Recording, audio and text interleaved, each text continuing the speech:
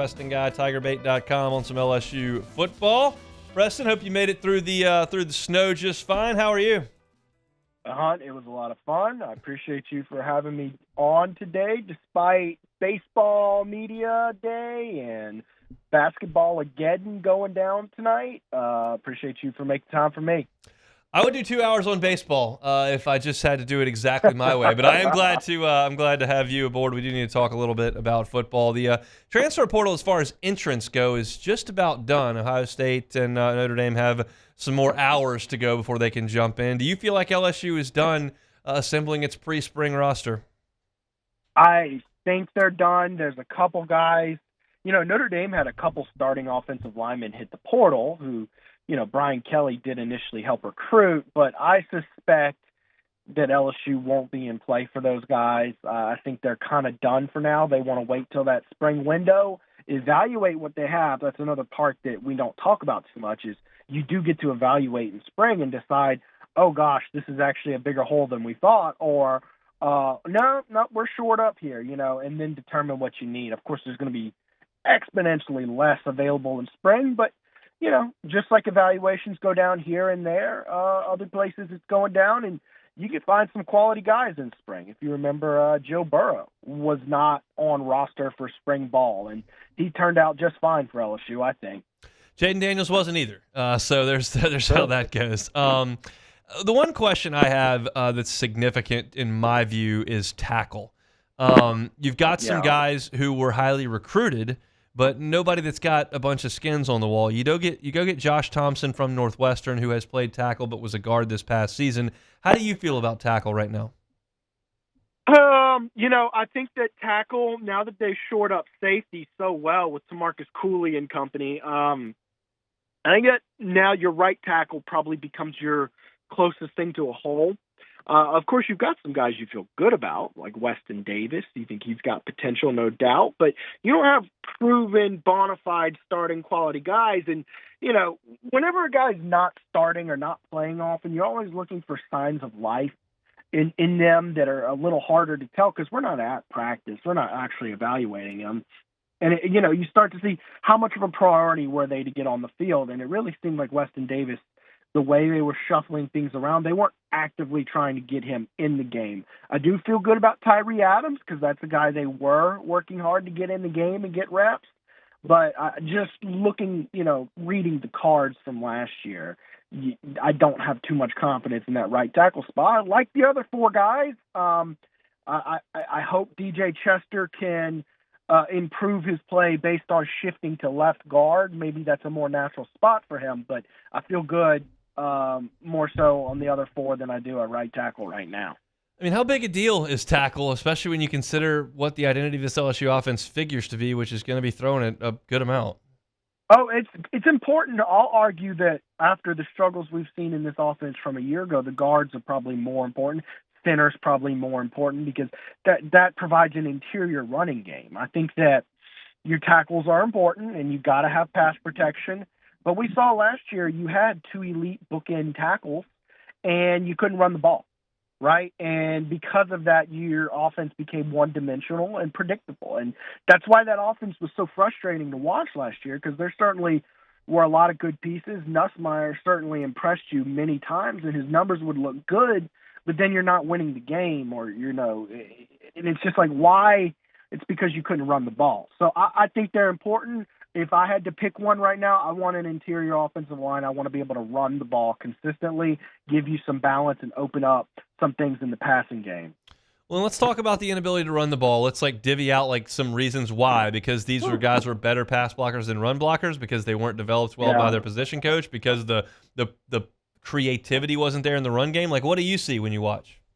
Yeah, injuries at your guard spot, that certainly didn't help at all because you just didn't have the depth there. Your offensive tackles were certainly guys built more for pass protection, and they had their whole career built around a guy, Jaden Daniels, where running game was from quarterback, and then all of a sudden you're having to adjust to handing it off to the running back to get any kind of motion in the running game because Nussmeier wasn't going to give you anything.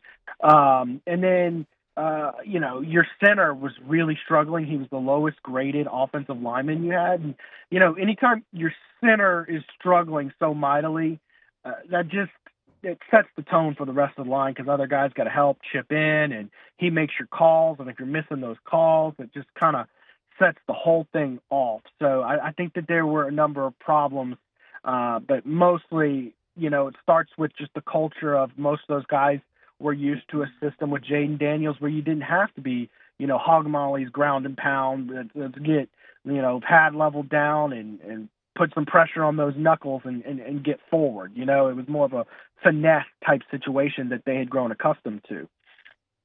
Quite literally an extension of the offensive line would be the tight end spot. You've got Trey'Dez Green, you've got Bouer Sharp and Donovan Green that came in, and then Jay LaFleur is coming up from the high school ranks. Do you think that LSU is better equipped to block from the tight end spot next year? Well, Bouer Sharp is going to be a good blocker. I don't know if he's as good as Mason Taylor is at run blocking. I think Trey'Dez Green is going to be a better receiver than Mason Taylor. I know that might be a little blasphemous to say about LSU's best receiving tight end in school history. It's not exactly a lofty title, I don't necessarily think, but I am going to give that to him. But Trey'Dez Green is an elite receiver, but he needs to put on weight to be able to block. And I think when he's in the game, no, you're not going to be improved. I think Bouer Sharp could be decent. I'm not saying I dislike this tight end room at all because it's good and there's a lot of promise to it, but I don't think that these guys are going to be – I think it's going to be a downgrade from last year in terms of run blocking. Are you a little surprised that Brian Kelly is letting Trey'Dez Green run around with a basketball team? A little bit because, it's how many of those guys do we talk about? Oh, he's going to go play basketball, and then it just doesn't pan out because the scheduling is just so brutal, A little bit, but good on him. Hopefully he doesn't get hurt. Hopefully I'd say this about Trey'Dez Green, particularly that he's a guy who needs to put on muscle mass and be able to block maybe 20 lean pounds of muscle. It is a little sad to see. Basketball is a conditioning sport. If you need to trim down, go play basketball. If you need to bulk up, man, you need to get in the weight room. So a little surprising, but you understand for a guy of his caliber, sometimes you have to concede some things.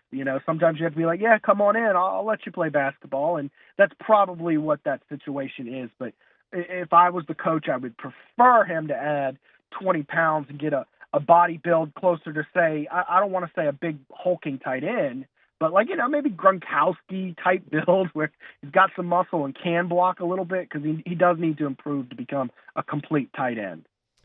Chatting with Preston Guy, TigerBait.com. He's our guest each and every Friday. All right, you give Jaden a shot on Sunday? I do give him a shot. And let me tell you, if he's in New Orleans for the Super Bowl, that's going to be exciting to see. Second LSU Heisman winner to make the Super Bowl in their first full season where they played the full season. Very exciting stuff. I did not give him a chance against the Lions, so now I'm a believer. Jalen Hurts has a little bit of a tweaked knee, and I know that Philly roster is stacked, but I would take Jaden Daniels over Jalen Hurts any day of the week. So look, man, I'm gonna just believe until they prove me wrong. That's what I'm going with. I'm excited to watch on Sunday. We'll see exactly how it goes. Preston, we appreciate some time. Have a great weekend, man. All right, Hunt. See you soon, man. Preston Guy, TigerBait.com. On their YouTube channel, you can find his writing on TigerBait.com as well. He's with us every single Friday. It was interesting to kind of cap here. I hadn't given a lot of thought, quite honestly, to Trey'Dez Green playing basketball because I don't think he's going to help the basketball team all that much this year. I just don't think that's realistic to think. He was with the football team through the 1st of January. And then you got to come back and get acclimated. You hadn't been out there practicing. You got to learn an offense, understand defensive assignments. The game's moving faster than it's ever moved, and there are guys that have been doing this every day, all day for months and years even. Yeah, but it's not like everything's going really well right now with the team, so maybe... No, it's not, but it's nothing I don't think he can fix. Unless he can score 20 a night, I don't know that there's anything he can fix. And I bring this up all the time because I think it's a pretty relevant thing to talk about. I talked to Dennis Shaver before I interviewed him for the pregame show back for the home opener, and I asked him if Caden Durham and Jalen, Jelani Watkins. It wasn't coming to me. If Jelani Watkins and Caden Durham were actually fast enough to run track at LSU where they win national championships. And he said they are, and we'd love to have them, but I understand that at times those guys can get to campus and the football coaches will tell them what to do, and oftentimes that means you can't come run with us because you got to work on something. So that's how those conversations usually go, and I'm just in an offseason that I think is so important for Trey'Dez Green to put on some weight, to understand what he's doing, to learn how to block and all those types of things.